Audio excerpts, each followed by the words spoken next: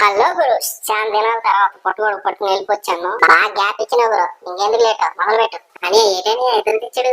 ఏం లేదురా, పుట్టగొడు కూర వండుతాడు గ్రేవీ లాగా, అందుకే మన ఎదురు తెచ్చాడు ఈసారి. ముందుగా ఉల్లిపాయలు టమాటాలు కోయాల. ఈ గ్యాప్ లో మంచి పాట తగిలేదు.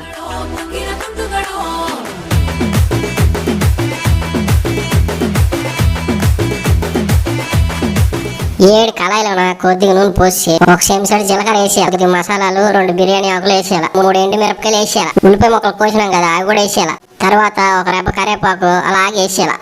అల్లం వెల్లుల్లి పేస్ట్ వేసి కొద్దిగా కలిపేసి ఆ తర్వాత టమాటా ముక్కలు వేసేయాలి. మళ్ళీ మంచి కలిపిన తర్వాత ఒక రవ్వ పసుపు, ఒక రవ్వ ఉప్పు, ఒక రవ్వ ధనియాల పొడి, కారం వేసిన తర్వాత మంచి కలిపేయాలి. గ్రీన్ బటాన్ వేసినాను బాగుంటాయి అని. ఒక గ్లాస్ వాటర్ వేసి మూత పెట్టేయాలి. ఒక 5 నిమిషాల తర్వాత మూత తీసేసి మనం కట్ చేసుకున్నాం కదా పుట్టగొడు, అది అందులో వేసి కలిపేయాలి. ఈ లోపల మెల్లి పుట్టగొడుగు ఉడుకుతుంటది. ఈ లోపల మంచి సాంగ్ కూడా తగిలిద్దామా.